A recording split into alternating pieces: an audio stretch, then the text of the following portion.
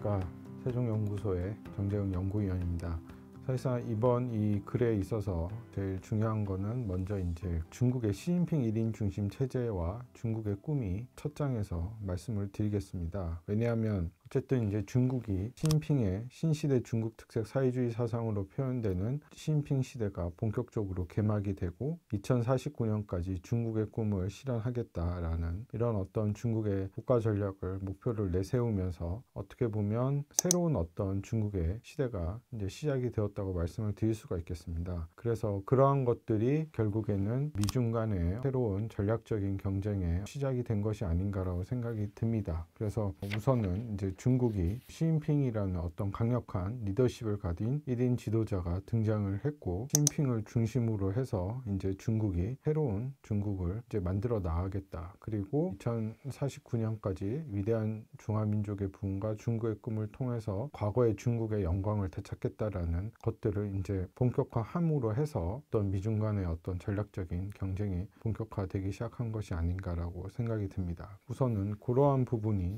말씀을 첫 장에서 드리고자 하고요. 그러면 이제 시진핑이 말하고 있는 중국의 꿈과 두 개의 백년 전략이라는 것은 더 이상 중국이 과거의 중국이 아닌 세계 제2의 경제 대국으로 부상한 중국이 신형 대국 관계 1대1로 이러한 것들을 통해서 중국만의 새로운 어떤 영내 질서를 만들어 가겠다라는 것들을 구체화하기 시작했다는 것이죠. 이러한 것들이 지금 구체적으로 여러 군데에서 나오고 있습니다. 인류 문명 공동체 1대1로 신형 국제관계 같이 이런 어떤 여러 가지 슬로건을 통해서 구체화되고 있는 상황인 것이죠. 그러면 이러한 것들을 우리가 어떻게 인식을 해야 되냐? 저는 지금 중국이 시진핑이 들어서서 얘기하고 있는 이러한 모든 중국의 꿈이라든지 1대1로라든지 이러한 것들, 그 시진핑 신시대 중국 특색 사회주의 사상, 중국의 꿈이라는 본질적인 핵심은 결국은 중국의 강대국화 전략, 이제는 적어도 세계에서 미국과 어느 정도 힘을 갖춘 국가로서 이제 성장을 했다라는 것들을 보여주고 있다는 것이죠. 가장 대표적인 것들이 1대1로 전략이라고 보고 있습니다. 1대1로 전략이라는 거는 중국판 실크로드라고 할 수 있겠죠. 육상과 해상을 통해서 중국이 새로운 어떤 경제 전략, 그래서 경제와 정치적인 영향력을 확대하는 전략을 펼쳐나가고 있는 것입니다. 두 번째는 이제 중국 제조 2025와 쌍순환 전략이라고 말씀을 드릴 수가 있겠습니다. 중국 제조 2025는 중국이 2025년까지 인공지능, AI, 반도체, 그리고 첨단 산업 분야, IT 이런 부분에 있어서 세계적인 수준으로 우뚝 서겠다라는 것이죠. 특히 4차 산업혁명에서 중국이 경쟁력을 갖춘 국가로서 올라서서 어느 정도 이제 경제력뿐만 아니라 기술력으로서도 세계에서 두 번째 강한 국가가 되겠다는 것이고, 최근에 이제 쌍순환 전략을 얘기를 했습니다. 이 쌍순환 전략이라는 것은 미중 간의 전략 경쟁이 본격화되면서 중국이 과학기술을 자립화하겠다는 전략이라고 볼 수가 있겠습니다. 그래서 이번에 전회를 통해서 중국이 이제는 내수 시장을 중심으로 해서 중국 스스로 경제력을 확대시키고 기술력을 확대시켜서 강력한 국가로서 이제 한 번 더 굴기를 하겠다라는 것들을 지금 보여주고 있습니다. 그래서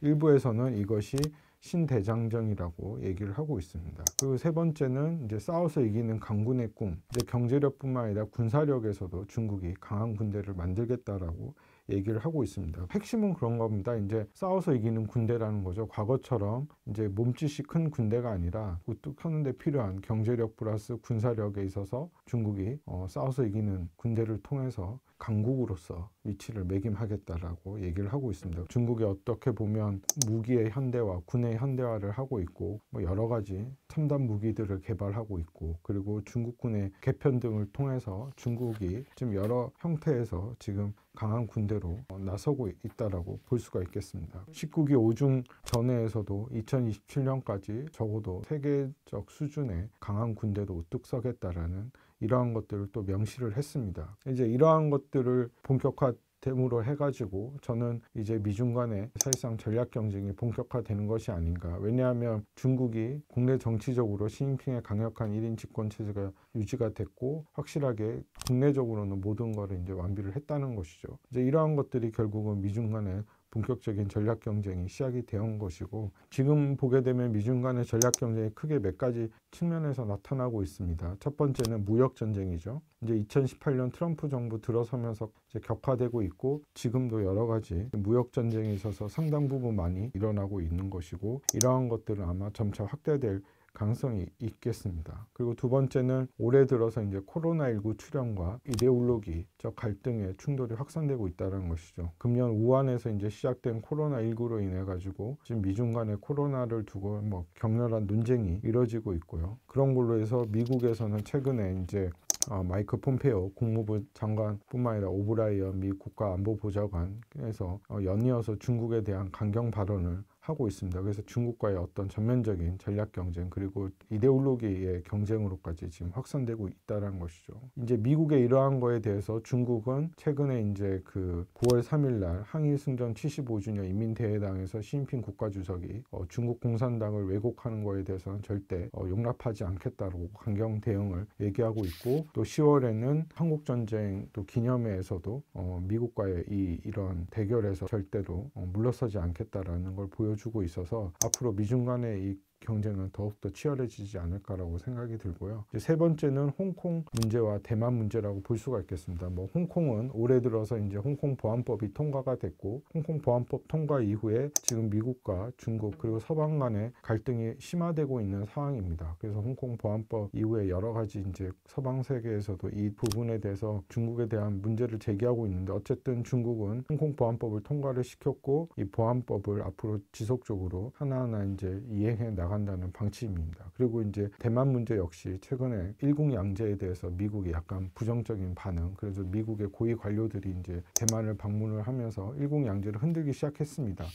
거기에 대해서 중국도 강하게 반발을 하고 있고, 뭐 이러면서 또 대만 문제를 갖고도 지금 미중 간에 상당히 갈등 구조로 나타나고 있다는 것이죠. 그리고 이제 마지막으로는 미중 간의 이제 군사적 갈등과 인도 태평양 전략이 이제 본격화되고 있다는 것입니다. 그건 뭐냐면 이제 사실상 5월 달에 트럼프 행정부가 새로운 이제 대중 전략을 담은 보고서를 발표를 했습니다. 거기에서 핵심은 이제 미국이 인도 태평양 전략을 본격화하겠다. 그래서 기존의 영내 동맹국들을 중심으로 해서 대중국에 대한 압박을 강화를 하고, 핵심은 이제 남중국해 문제, 대만 문제, 여러 가지 이제 영내 안보 문제에 있어서 미국이 영내 국가들과 연대해가지고 중국과의 본격적인 이제 경쟁을 돌입을 했다라는 것이죠. 그러한 것들이 군사 안보적인 긴장으로 고조가 되고 이제 인도 태평양 전략으로 구체화되기 시작했다는 것입니다. 그래서 뭐 이러한 부분에 대해서도 중국이 또 강력하게 맞대응을 하고 있고, 향후에는 영내 국가들을 중심으로 해서 새로운 어떤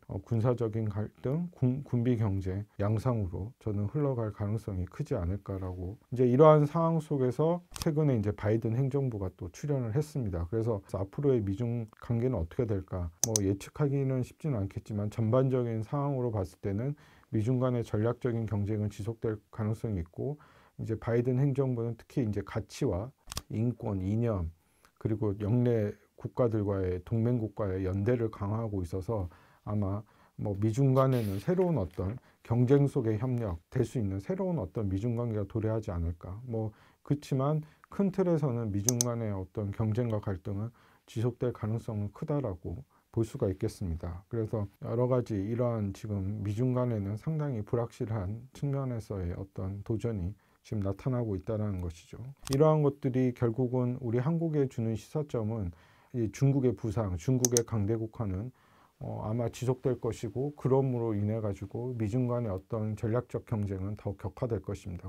제가 앞에서 말씀드렸다시피 여러 분야 전방위적으로 지금 미중 간의 전략적 경쟁이 격화되고 있고, 한국에게도 상당한 도전으로 저는 올 가능성이 크다라고 생각이 듭니다. 그래서 우리 입장에서는 최대한 이 미중 간의 어떤 전략적인 갈등과 이 마찰이 한국의 국익에 손실이 되지 않도록 최대한 한국 스스로 대응에 대한 준비가 필요하다고 생각을 하고, 최대한 우리가 이 미중 간의 갈등 속에서 균형을 잡고, 그리고 미국, 중국 다 중요한 국가입니다. 우리가 어느 한 편을 지금 뭐 선택해서 할 수 있는 그런 건 아니라고 생각이 듭니다. 왜냐하면 한국이 처한 어떤 지정학적 상황, 그리고 우리가 직면한 이 모든 대내적 상황 자체가 워낙 복잡한 상황이기 때문에 우리는 최대한 균형적인 스탠스를 유지하면서 미중 간의 갈등이 격화되지 않도록 다자적인 어떤 협의체, 동북아 다자안보체라든지 여러 가지 어떤 협의체를 통해서 미중 간의 갈등을 완화시킬 수 있는 그런 노력을 좀 경주해 나가면서